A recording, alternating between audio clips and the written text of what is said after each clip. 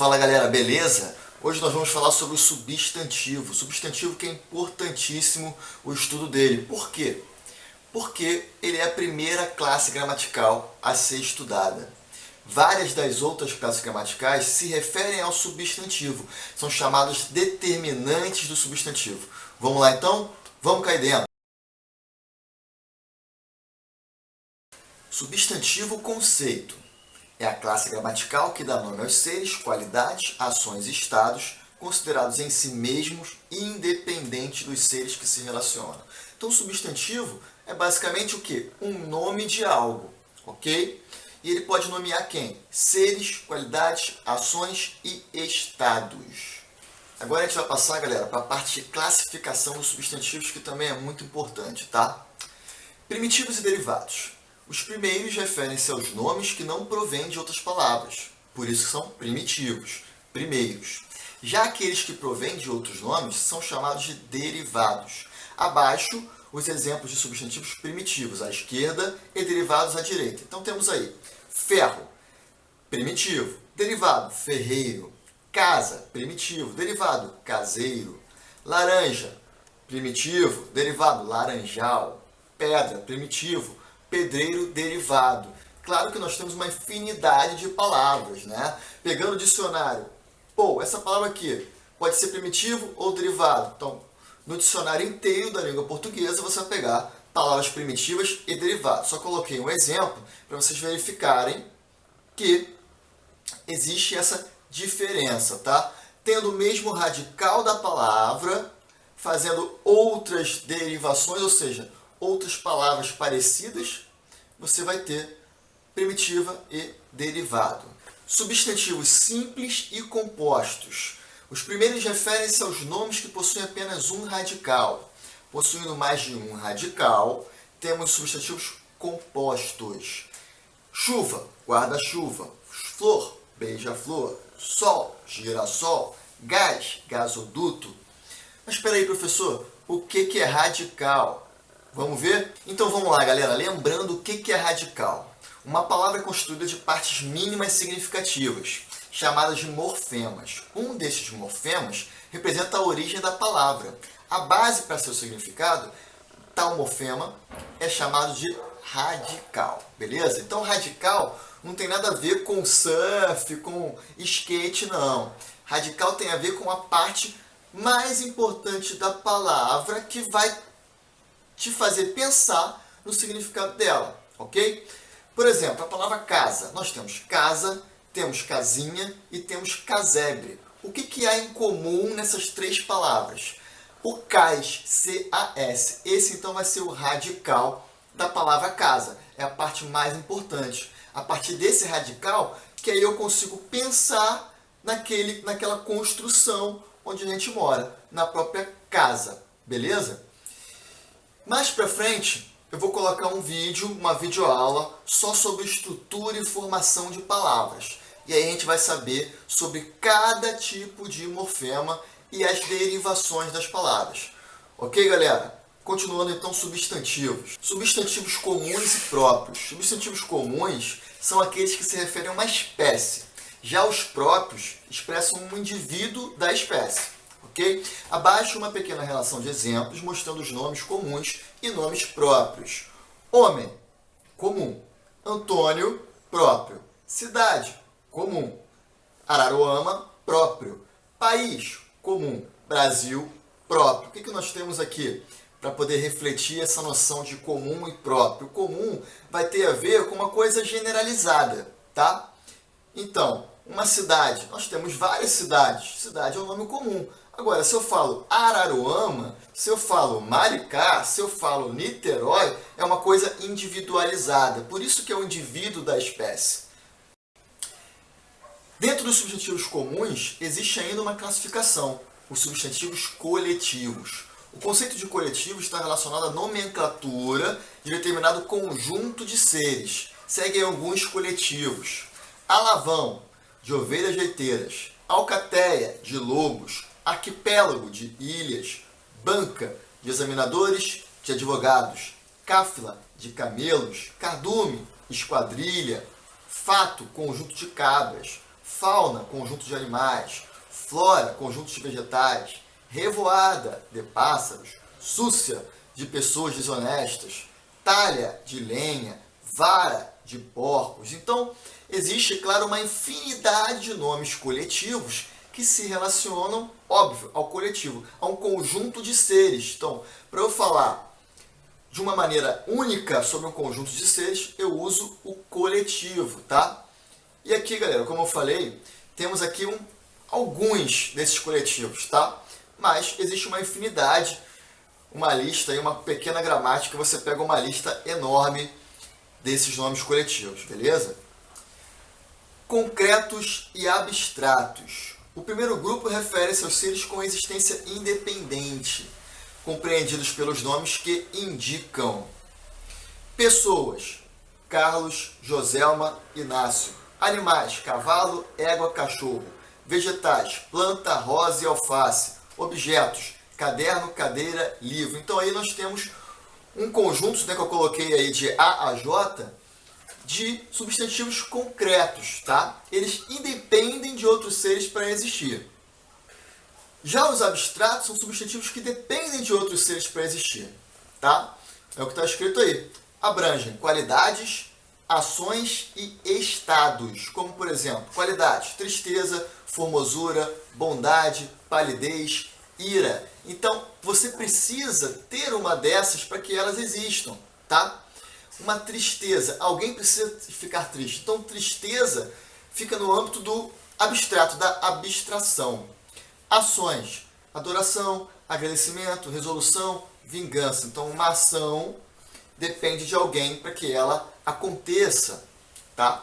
Morte, vida e sonho é também abstrato. A morte depende de alguém para morrer, a vida depende de alguém para viver e o sonho depende de alguém para sonhar, tá? Agora, tem que ficar ligado, porque uma coisa é eu falar: a morte daquela pessoa foi muito triste. Morte, abstrato. Mas se eu falar: em um sonho me encontrei com a morte. Uma coisa é você ter morte como alguém que morreu. Um fato, uma situação, abstrato. A outra coisa é você ter a morte, nesse caso, como aquele cara horrendo vestido de preto com uma foice na mão. Essa morte vai ser concreto, ok? Se liga nisso. Gênero do substantivo. A denominação de gênero está relacionada à possibilidade de diferenciar o substantivo masculino e feminino. Entretanto, há nomes que não possuem distinção de gênero, por serem considerados uniformes. Aqueles que possuem tal distinção são chamados de biformes. Então, o substantivo em relação a gênero, o que é gênero? É relacionado ao masculino e ao feminino, beleza? E entre esses masculino e feminino, nós temos uniformes, uma única forma para desempenhar, e biformes, duas formas que tem como distinguir o masculino do feminino. Vamos lá? Vamos começar pelos uniformes. Sobrecomuns apresentam um só gênero para designar pessoas de um outro sexo: a criatura, a criança, o algoz, o indivíduo, a pessoa, a testemunha, a vítima, o cônjuge. Então, coloquei esses 8 exemplos aqui que denotam gênero uniforme, que é o caso sobrecomum. Não importa se é masculino, feminino, se é homem, se é mulher. A criatura é sempre a criatura. O indivíduo é sempre o indivíduo. Pode ser mulher, pode ser homem, pode ser uma criança. Ok? Continuando. Epicenos apresentam um só gênero para designar animais de um ou outro sexo, tá? Então, epiceno também vai apresentar um só gênero. Só que é referente a animal. E como é que eu diferencio um animal? Entre macho e fêmea. O gavião, macho, fêmea. O jaguar, macho, fêmea. A cobra, macho, fêmea. E por aí vai, coloquei esses 10 exemplos aqui. Existem, obviamente, muitos outros. Substantivos que apresentam um só gênero gramatical para designar coisas: o diamante, o livro, o navio, o vento, o tribunal, a alma, a beleza e por aí vai. Bem, esse então não é parecido com aqueles sobrecomuns? Sim, só que os sobrecomuns são relacionados a pessoas, tá? Esse daqui são relacionados a coisas e não pessoas, ok? Em alguma determinada situação, de repente até em um concurso, pode ser que eles estejam classificando esses tipos de substantivo também como sobrecomuns, mas a gramática tradicional não considera sobrecomuns, tá? Apenas um só gênero para coisas. Comum de dois gêneros, possui uma única forma e devem ser diferenciados pelos determinantes. O que são determinantes? São aqueles que acompanham substantivos, do tipo artigo, do tipo pronome, do tipo adjetivo, enumeral. São determinantes, tá, galera? Determinam. E aqui eu coloquei 8 exemplozinhos referentes a esses determinantes. Aborígene, agente, colega, cliente, tudo isso você diferencia como? Com determinante. Por isso que eu coloquei aqui o e a. O selvagem, a selvagem. Então ele é uniforme, o nome é uniforme, uma única forma, só que eu vou diferenciar pelo determinante. Nota: de um modo geral, substantivos que terminam com o são considerados masculinos, enquanto os que terminam com a, femininos. Todavia, há um grupo de nomes em a que são masculinos, como clima, cometa e mapa. Além deles, os nomes terminados em ema ou oma são também masculinos, considerando sua origem grega. Então, alguns nomes que vêm do grego, terminados em ema e oma, são considerados masculinos, beleza? Aí eu coloquei anátema, aroma, axioma, cinema, coma, dilema, diploma. Tudo isso é o quê? Masculino. O emblema, o problema, o fonema e por aí vai. Biformes. Existem substantivos considerados heterônimos, os quais possuem radicais diferentes para designar masculinos e femininos, tá? Então, bode, cabra, cavalo, égua, são heterônimos, quer dizer, são diferentes, mas eles são relacionados para ter essa paridade entre masculino e feminino. Há substantivos biformes diferenciados apenas pela flexão de gênero a e suas adaptações morfológicas, do tipo lobo, loba, mestre, mestra, professor, professora. Então aqui eles são biformes, mas eu diferencio como? Apenas com a inclusão do a, né? Ou substituição do o pelo a. E ainda nós temos outras com adaptações morfológicas, que tem todas essas aqui. Em oa, em an, em ona e algumas exceções. Anfitrião, anfitrioa. Ermitão, ermitoa. Leão, leoa. Em an, aldeão, aldeã. Ona, figurão, figurona. E algumas exceções do tipo zangão, abelha. Sultão, sultana. Ladrão, ladra. Cão, cadela. E barão, baronesa. Então agora a gente vai começar a falar de número do substantivo. A gente falou até agora de gênero, significa o quê? Falar de masculino e feminino. De número significa falar de singular e plural, ok?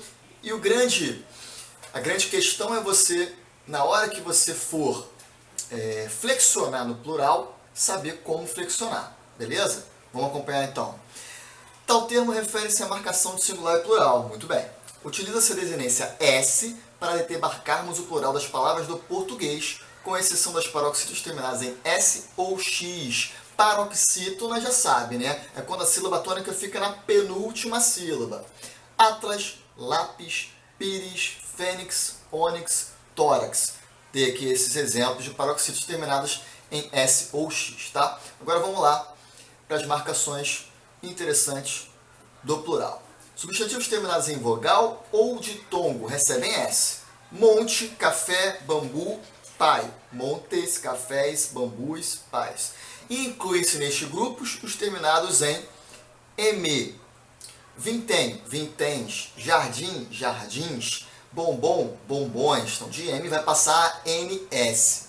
Substantivos terminados em consoante. Terminados em R, Z, N ou S recebem ES, tá? Mulher, mulheres. Cruz, cruzes. Gás, gases. Português, portugueses. Terminados em L, sendo AL, EL, OL, UL tem o L substituído por IS. Jornal, jornais. Papel, papéis. Mel, méis. Só que pode também ser meles. Álcool, álcoois. Se for terminado em il e tônico, recebe IS. Ciátono é IS. Então, fuzil, fuzis. Réptil, répteis. Substantivos terminados em ão apresentam 3 terminações de plural, tá? Ons, ãos ou ãs. Ons, do tipo balão, balões. Leão, leões. Opinião, opiniões. Ãos, pagão, pagãos. Cidadão, cidadãos. Cortesão, cortesãos. E todos os paroxítonos terminados em ão vão formar plural em ãos, tá? Ãs, pão, pães. Alemão, alemães. Tabelião, tabeliães. Ainda aqueles que possuem mais de uma forma do plural. Aldeão, aldeãos e aldeões. Ancião, anciãos, anciãs e anciões. Esse possui os 3. Corrimão, corrimãos ou corrimões. Verão, verãos ou verões. Mas, professor, como é que eu vou saber isso? Cara, não tem como você saber isso de uma forma, digamos assim, lógica, de uma forma estrutural da língua. Isso é uma questão histórica, tá? Uma questão chamada etimológica. Por exemplo, leão. Como é que é leão no latim? Ele fica leon. Se você for colocar o plural de leão no latim, fica leones. Então é como se, na evolução da língua, da passagem do latim para a língua portuguesa, esse leones se tornasse o quê? Leões. É como se o N apenas nasalizasse o O e se formou o tio para se formar leões. Então, essa é a referência mais lógica para esse tipo de explicação, beleza? Então, não tem como você ter uma regra, uma regrinha batata para saber como é que forma o plural dessas palavras em ão. Você precisa ter uma boa leitura, tá? E, obviamente, estudar a gramática para você saber isso, beleza? Seguem a regra geral de flexão os substantivos compostos não ligados por hífen, tá? Então, lobisomem, qual é a regra? Colocou o NS, substituiu o M por NS, lobisomens. Aguardente, aguardente, só coloquei o S. Pontapé, pontapé, só coloquei o S. Girassol, terminado em OL, o que eu vou fazer? Colocar o IS, girassóis. Beleza? Regra geral, quando eles não são ligados por hífen. Agora, os ligados por hífen. Varia apenas o segundo elemento, quando houver palavra invariável mais palavra invariável, verbo mais verbo, grão ou grã mais substantivo e palavras repetidas, tá bom?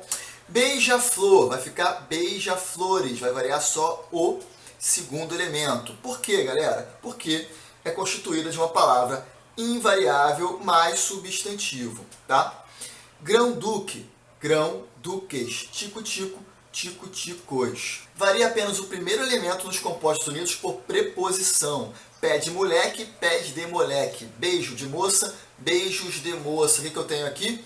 Pé de moleque antigamente tinha hífen? Acho que tinha. Só que depois do novo acordo ortográfico, ele perdeu o hífen. Palavras ligadas por preposição perderam o hífen, beleza? Só um insightzinho.